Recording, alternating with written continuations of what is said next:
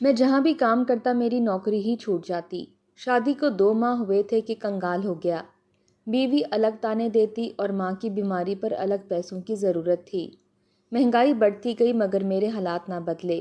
بچے آئے روز فرمائشیں کرتے تو میں منہ چھپاتا پھرتا۔ آخر ایک اسکول میں چوکیداری شروع کر دی۔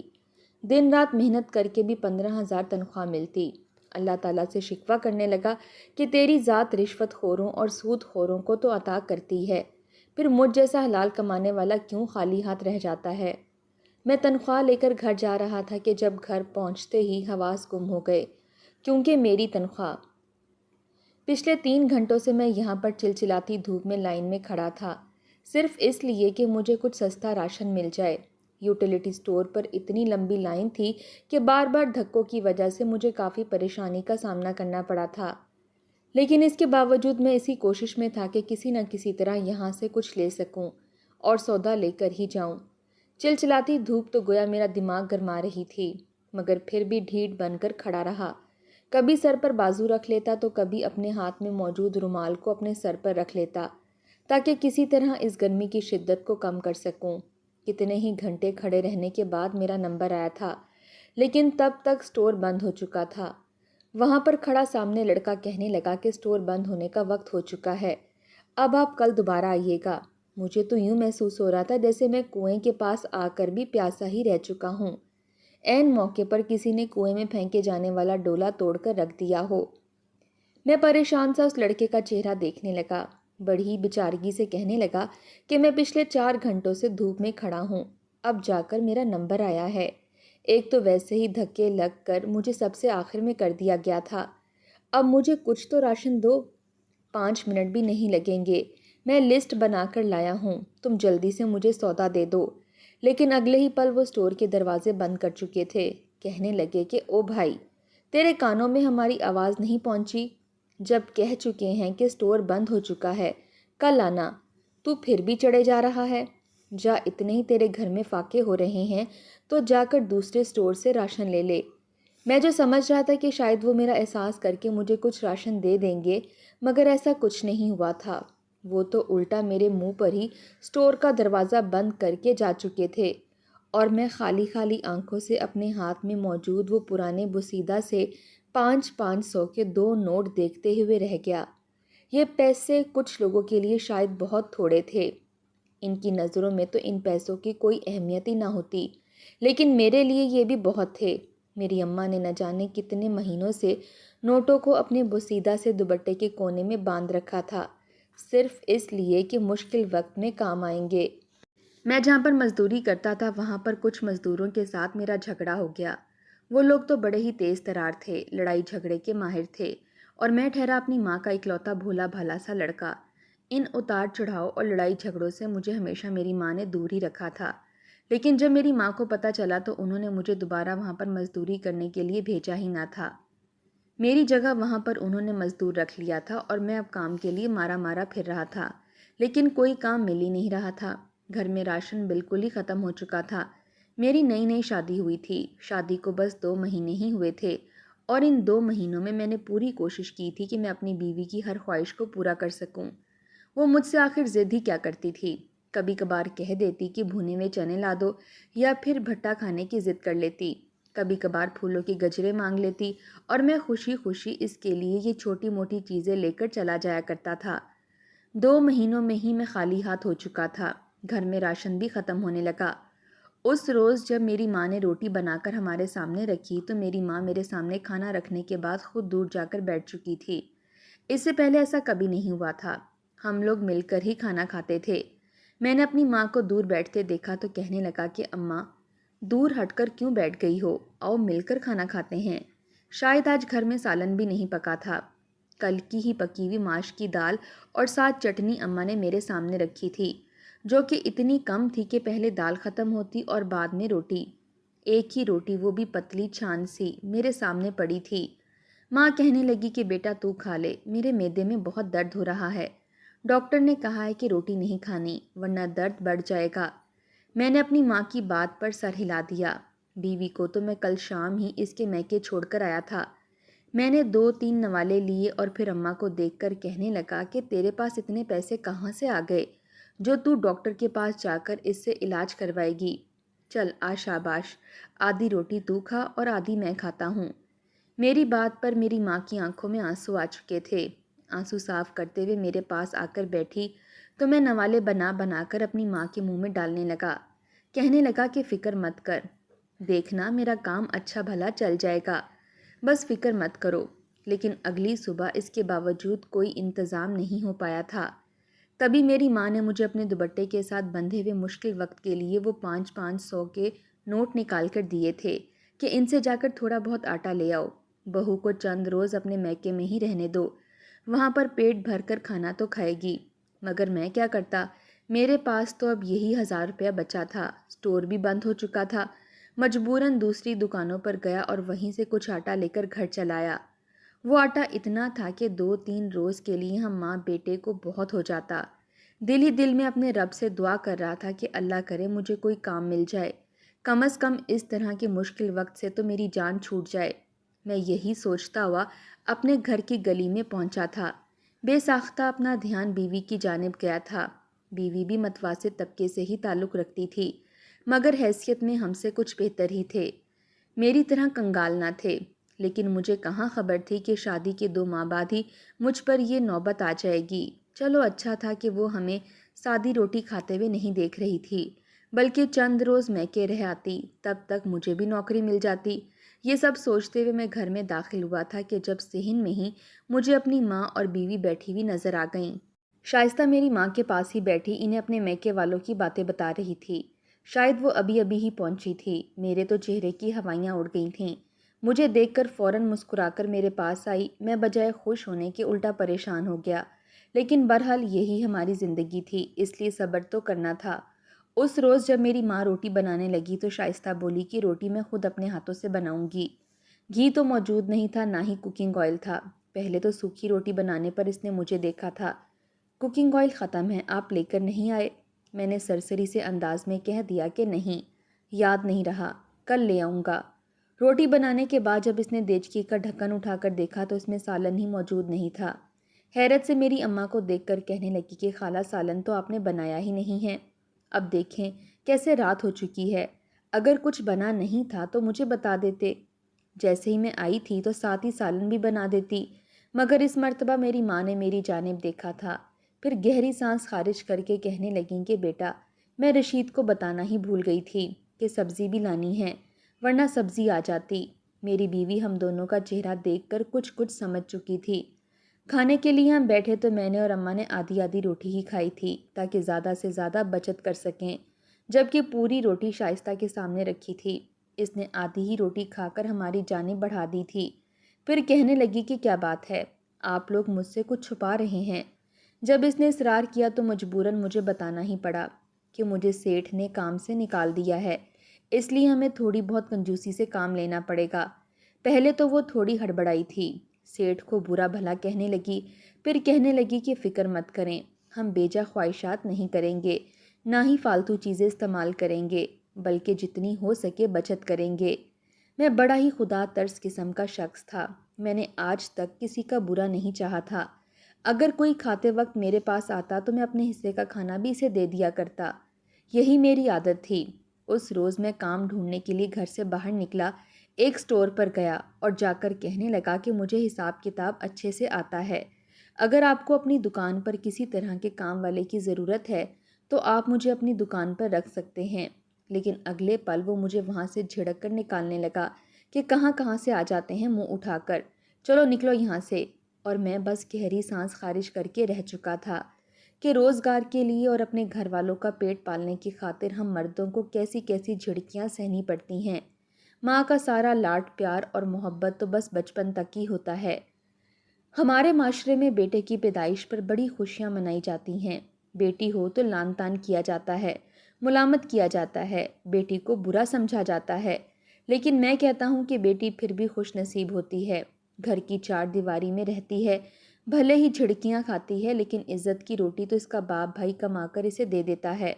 لیکن ہم لڑکے جن کی پیدائش پر مٹھائیاں بانٹی جاتی ہیں، دعوتیں کی جاتی ہیں، عقیقہ کیا جاتا ہے، اس لیے کہ باپ کا سہارا آ گیا، باپ کا بازو آ گیا، مرد کی ناک اونچی ہو جاتی ہے اور عورت بھی معاشرے میں اترا کر چلتی ہے کہ میرے تو اتنے اتنے بیٹے ہیں، لیکن وہی بیٹے جب بڑے ہو کر جھڑکیاں سہتے ہیں، ماں ان کے سامنے ہاتھ پھیلا کر پیسے مانگتی ہے، تو نہ جانے ان بیٹوں کے دل پر کیا گزرتا ہے، جب وہ سب کی خواہشات پوری کرنے کے لیے نہ جانے کیسے کیسے لوگوں سے بے عزت اور ذلیل و خوار ہو رہے ہوتے ہیں۔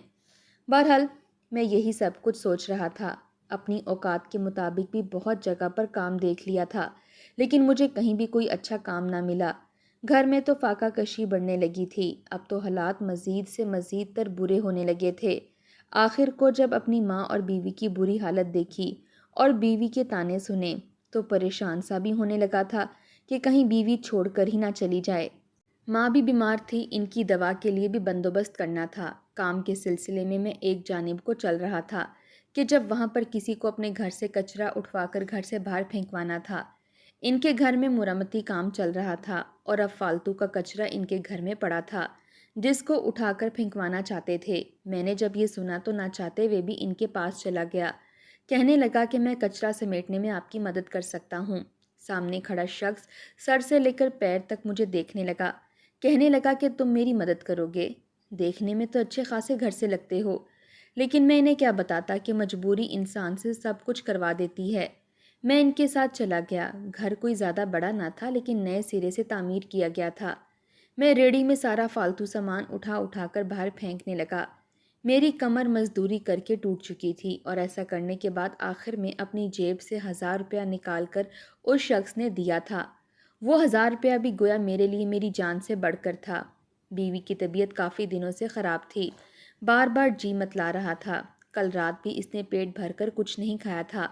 سوچ رہا تھا کہ ڈاکٹر سے ایک مرتبہ چیک اپ کروا لوں، اگر کوئی خوشخبری ہوئی تو مجھ پر تو ذمہ داریاں بڑھ جائیں گی، یہ سب سوچ رہا تھا۔ ان پیسوں سے تھوڑی بہت دال سبزی لی اور باقی پیسے لے کر بیوی کے ساتھ ہسپتال چلا گیا۔ لے کر تو پرائیویٹ کلینک پر گیا تھا، لیکن جب وہاں کی فیس سنی تو دماغ ٹھکانے آ گیا۔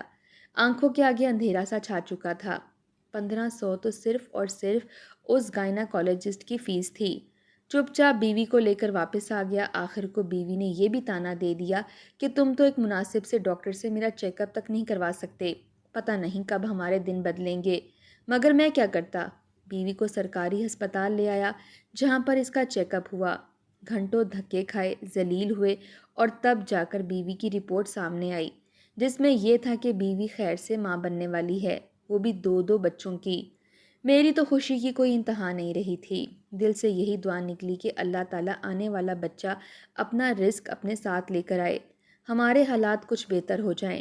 وقت یوں ہی گزرنے لگا، میں یوں ہی چھوٹے موٹے کام کر کے اپنا گزر بسر کرنے لگا، لیکن حالات بہت تنگ تھے۔ مجھے تو ٹھیک سے یاد بھی نہیں تھا کہ میں نے مرغی کب کھائی تھی، یہ بھی نہیں پتا تھا کہ آخری مرتبہ پیٹ بھر کر کھانا کب کھایا تھا۔ بس اتنا ہی یاد تھا کہ ابھی میرے پیٹ میں بھوک کی وجہ سے ابال پڑ رہے ہیں، اور میں دسترخوان سے یہ کہہ کر اٹھ کر جایا کرتا تھا کہ میرا پیٹ بھر چکا ہے۔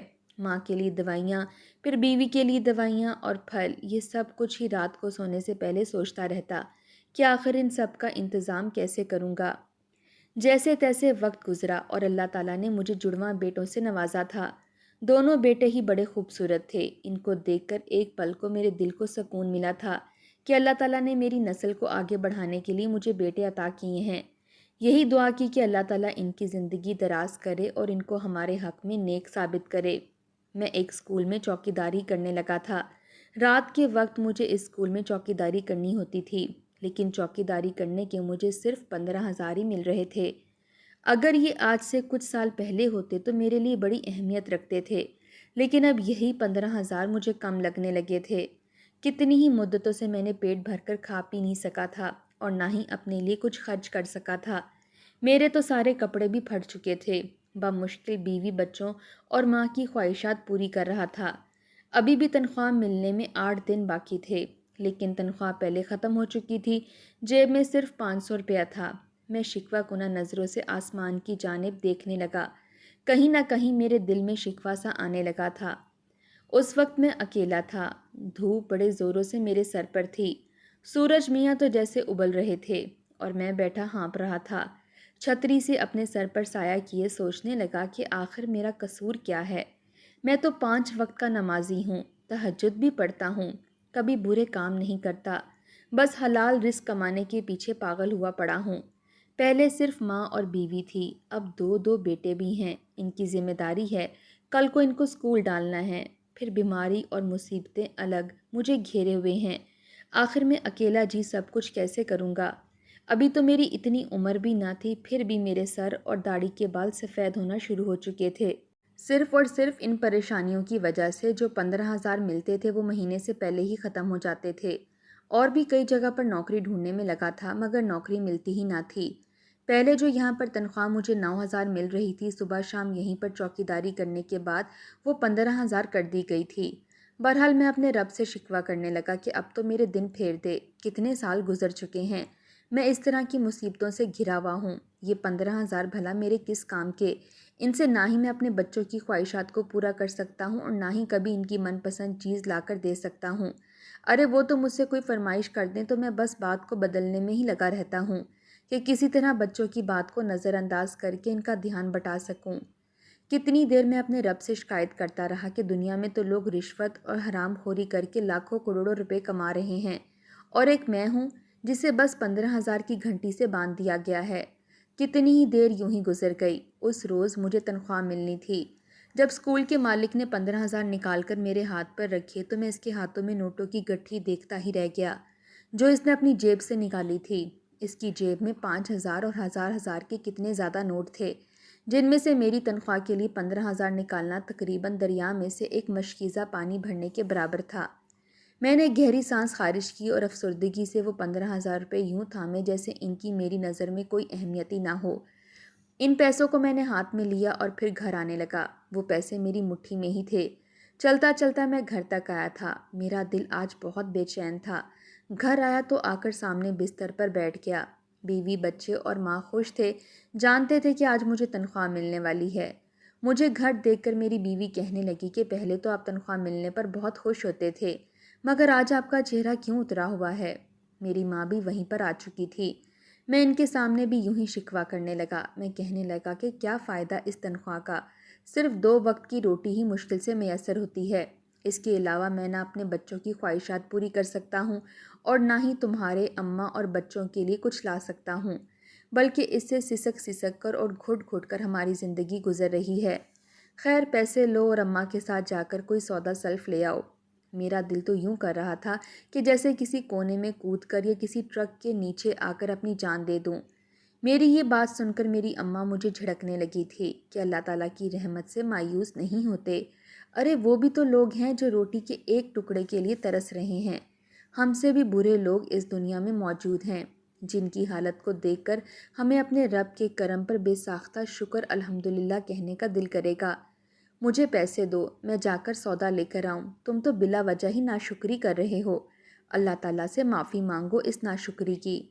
मेरी माँ मुझे ये सब कह रही थी। जब मैंने अपने हाथ की मुट्ठी देखी तो एक पल को मैं घबरा सा गया था, क्योंकि मेरे हाथ में तो पैसे मौजूद ही नहीं थे।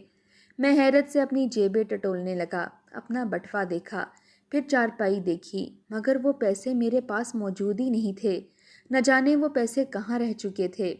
मैं दोबारा उस रास्ते पर गया, लेकिन कहीं भी वो पैसे मौजूद ना थे। मेरी माँ तो दिल पकड़कर बैठ चुकी थी। बीवी तो शोर मचा चुकी थी कि ये क्या कर दिया, पैसों को जेब में क्यों नहीं डाला, जबकि मुझे तो लगा था कि जैसे मेरा दिल यहीं पर फट जाएगा। ये मैंने क्या कर दिया था? अब मुझे इन 15,000 रुपये की कदर हो रही थी। इन 15,000 रुपये में महीने का राशन आना था, अम्मा की दवा आनी थी, बच्चों के लिए खाने पीने की कुछ चीज़ें आनी थीं। अरे ये पैसे तो मेरे लिए बहुत ज़्यादा थे, इनसे तो मैंने महीना भर बहुत कुछ करना था। अरे और ना सही तो बग़ैर छाने हुए आटा तो आ ही सकता था, जो हम महीने के आखिरी दिनों में इस्तेमाल किया करते थे ताकि पेट भर सकें। मैं तो सर पकड़कर बैठ चुका था। वापस उन्हीं रास्तों पर गया, सारे रास्ते लोगों से पूछते हुए गया कि क्या किसी ने यहाँ पर पैसे गिरे हुए देखे हैं, मगर सब ने लाइल्मी का इजहार किया था। सबका कहना था कि हमने कोई पैसे नहीं देखे।